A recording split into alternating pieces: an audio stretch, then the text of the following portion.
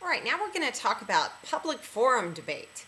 Now, public forum debate was actually specifically designed with our lay judges, our moms and dad judges, with no experience in mind. You should, however, have a few instructions so that you know best how to judge around. So that's hopefully what I can give you today. Now, a public forum is based on different topics that the kids get from the National Forensic League every month. So it's a monthly topic that they study in depth, get evidence, do research, find great arguments, write cases, and do a great job with that. So when you walk in, please ask them, what is the topic for this month? And make sure that you write that down and understand what is going on. So remember, there usually is an A flight and B flight. So these ballots can get really confusing just because of the coin toss. So once you get there, make sure that you get the ballot that says Flight A on it. At that point, call in the teams. They're usually right outside the room. Call them into the room and make sure that those are the proper teams that are listed on your ballots. Every once in a while, we get one of the Flight B teams that wanders in and goes against Flight A, and it kind of messes up the tournament.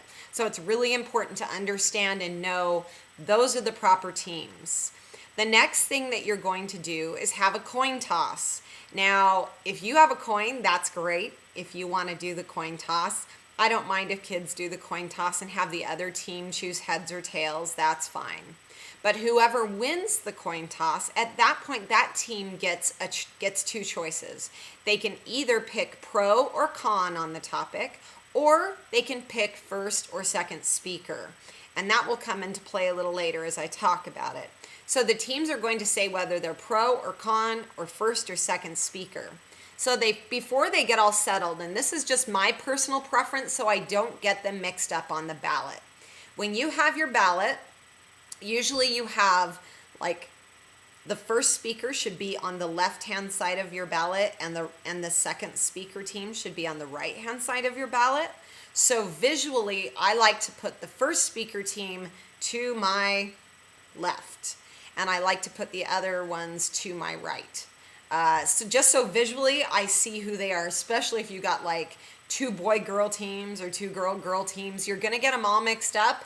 And sometimes you're like, now who won? And really mixes up the ballots. So again, it's really helpful to say the person who goes first goes to my left, and the person who speaks second goes to my right, and that's how they sit. Hopefully that will help you as you're filling out your ballot. At that point, you do need to fill out the ballot with the code and the name of the team, the names of the teams. If the tournament did not give you the school, which hopefully they didn't, do not ask them what school they are from. The reason that is, we don't want to predispose you to be against a team or for a team in any way whatsoever. So it's really important that you actually don't ask those things. And if you happen to know, so let's say, for instance, you know that they are from a school called Riverside or something like that, and you don't like that team, you don't find a way to vote against that team because you don't like that school. And that does happen, which is really, really bad. So please don't do it. And former debaters, I am begging you, begging and pleading, even if you know what school they are from, don't take into account that those were your former competitors or that was your former rival school. Just as you would want fair judges, you need to be a fair judge today as well. And that's usually where the problem happens, is with our wonderful former debaters who sometimes forget they are now judges and not competitors. So remember, you're a judge now. So go ahead and write those down.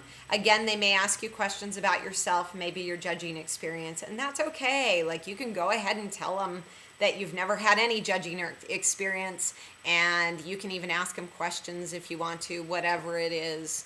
But it's really important that they understand that so that they can adjust to you. And the best debaters know how to adjust to any judge at any time. So that's really important. All right. After you get the ballot all ready, you know who's going first and second, you know who is pro and con. Get started as soon as possible. And at that point, whoever is the first speaker, it might be pro, it might be con. They know what's going on, so don't worry about it.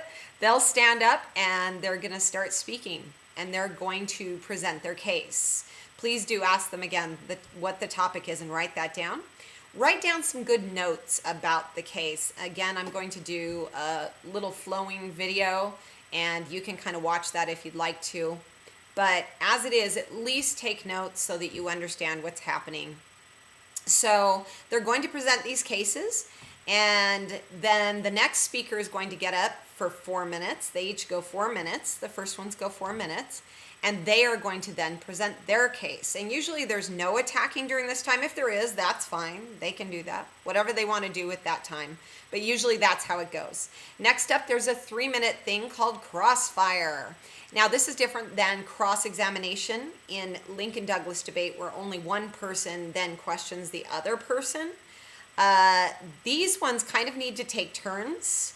Now, if one person is taking over and the other person has no questions, like, you shouldn't get upset at the one who actually had questions. That's okay. Now, if they're being rude and not letting the other person talk, you can certainly put that on the ballot and say you need to let the other person talk. You may even, you could even dock a few of their speaker points. Don't tear them apart or something. But if the other person really has no questions and is kind of giving in to everything, I say it's not the other speaker's fault at that point. All right, so after crossfire, we have the second speaker from the first team gets up, whether that's pro or con. During this time period, they usually just attack the other person's case. They may go over their own again as well, but usually they just take that 4 minutes to attack the case. At that point, the second speaker of the other team stands up, attacks their case, whether it's pro or con, and then answers the things on their case, answers any attacks on their case. So hopefully I didn't confuse you there. It'll make sense as they go. Again, take those notes. If there is no clash, if there is no debate going on, then they aren't doing a very good job.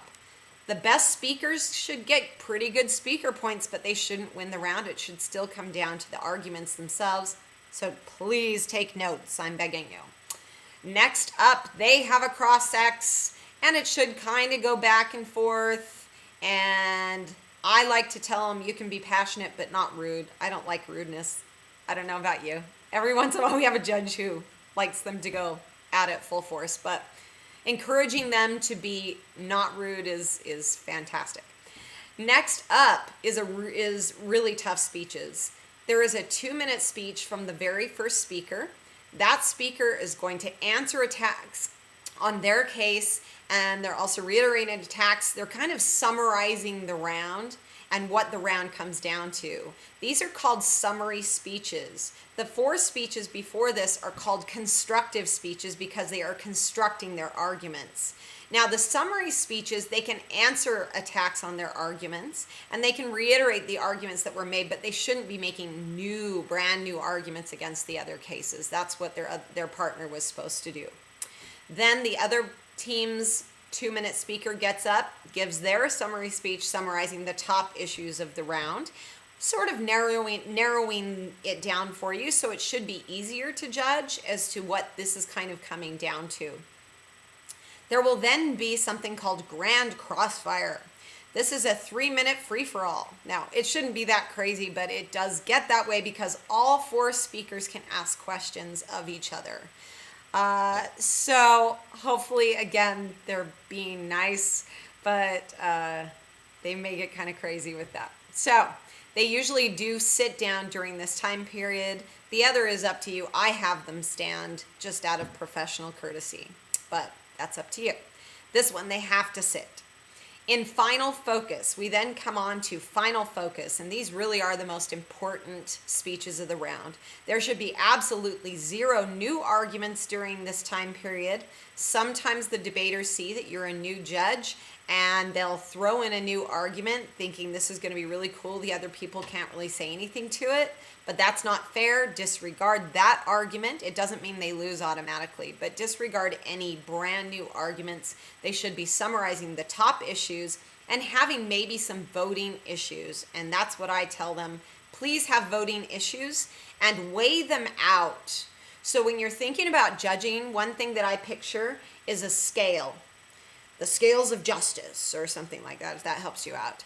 And as they pile up their arguments, I kind of weigh out those impacts, or I weigh out whatever's happening in order to kind of determine who wins. So sometimes one really good argument is going to outweigh 3 mediocre arguments, if that makes some sense. Now, for me in my notes, things that I really like, I kind of circle, and that helps me later on in the road to think about what I really liked through the round, since I have a short-term memory.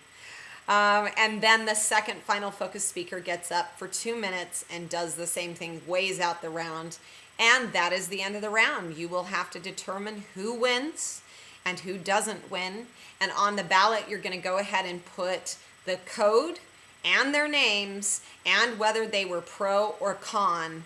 All of those things help us determine, just to make sure that you gave the win to the right people, because it can get a little bit confusing in public forum debate. Make sure you sign that and that you give speaker points to each individual speaker, and at that point you're going to bring in flight B, judge that round completely, do it all over again, and then bring both ballots back to the ballot table as soon as possible. The slower you go, the slower the entire tournament goes, and we're all waiting for you. So I hope that helps you out with public forum debate. It's a lot of fun, and you're going to be really impressed with what these kids do. Good luck. Thanks.